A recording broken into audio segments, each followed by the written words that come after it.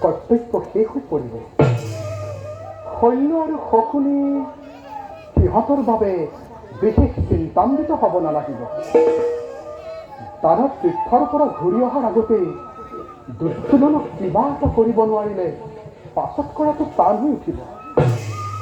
দুৰ্যোধন দাদাৰ পৰম ভক্ত নহয়, শকুনিকো লগে লগে আঁতৰাব লাগিব, নহ'লে হয়তো আজি মোৰ পৰম সৌভাগ্য। দেখোন নাৰায়ণৰ আগতেই ওলালহি। প্ৰণাম। মামা, তোমাৰ কথাকে ভাবিছিলো। কুৰুক্ষেত্ৰৰ ভাৱ এৰি মোৰ কথা ভাবিছিলানে? কুৰুক্ষেত্ৰৰ ভাৱৰ মাজতে মোৰ কথা ভাবিছিলা? মাজতে মামা? তেন্তে আমাৰো চাউল উকলি। কিয় মামা? অত দিনে ডাঙৰ ডাঙৰ গ্ৰহ নক্ষত্ৰবিলাক গণনা কৰি আছিলা দেখিয়ে আমি চকুত পোৱা নাছিলো।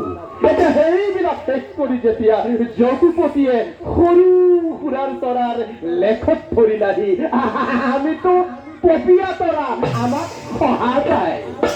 মামা, তুমি বৰ চতুৰ। সকলোখিনি যদুপতিৰ পৰাই ধাৰ কৰা। বাৰু মামা, এটা কথা সুধো, কবানে? অন্তৰ্যামী ভগৱানে নকলেও জানিব।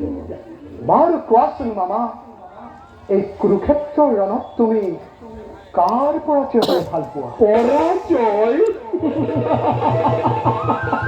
পৰাজয় হ'বলৈ বাকী নাই দয়াময়। এতিয়া ভাল পাইছো নে বেয়া পাইছো সেয়া যদুপতিয়ে জানেই। মামা, কৌৰৱৰ আশ্ৰয়ত থাকি দুৰ্যোধনৰ ইমান বিশ্বাসভাজন হৈ বিশ্বাসঘাতকী হলা কিয়? তাৰ উত্তৰো আজি নাৰায়ণক দিব লাগিবনে? তুমি নিষ্ঠুৰ। আৰু তুমি? মই মোৰ কৰ্তব্য কৰিছো। তেনেহ'লে মোৰ কৰ্তব্যৰ কোনখিনিত ত্ৰুটি হ'ল দয়াময়? ভাগিন ভাগিন বুলি মুখৰ অমৃতেৰে ভুলাই অন্তৰত চিৰসঞ্চিত হলাহল বিষ খোৱাক কৰি সন্মুখ সমৰত অখি ধাৰণ কৰি শত্ৰুতা আচৰণ কৰা অনেক গুণেই শ্ৰেয় মামা। যদুপতি যদুপতি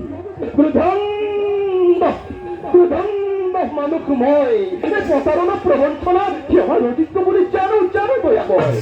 কিন্তু পূৰ্ণ ব্ৰহ্মৰ ভগৱানৰ কপট নিত্যাতকৈ মোৰ এই আচৰণ বেছি দুখনীয়নে? ভুল বুজিছা মামা। সদায় ভুলকে কৰি কৰি ভুলতে অভ্যস্ত হৈছো। শেষ বতৰত আৰু সেই ভুল নাথাকে নাৰায়ণ। মামা, তোমাৰ দুখতে কৌৰৱ ধ্বংস হল।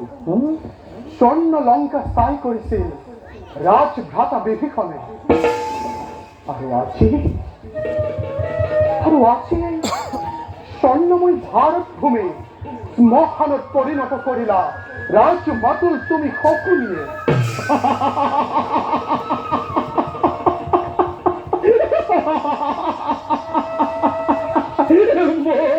মোৰ ধন্যবাদ তুমি গ্ৰহণ কৰা। নবুজিলো মামা। অতি পৰপদহেদি শকুনি, দুৰ্যোধনৰ অন্নৰে পালিত দৰিদ্ৰ শকুনি, প্ৰতাৰক বঞ্চক ৰাজদ্ৰোহী শকুনিৰ মূৰৰ ওপৰত এই ভাৰত যুদ্ধৰ সকলো দুখ সকলো কলংক পেলাই দি অগতিৰ গতি ত্ৰিজগতৰ ভগৱান শ্ৰীকৃষ্ণই যেতিয়া দুখৰ হাত সাৰিব পাৰিছে, সেই শকুনি সামান্য শকুনি নহয় দয়াময়। ইয়াৰ জীৱনো ধন্য আৰু জনমো ধন্য। এই জীৱনৰ গৰাকী তুমি নাৰায়ণ, তুমি মোৰ ধন্যবাদ তুমি। মামা,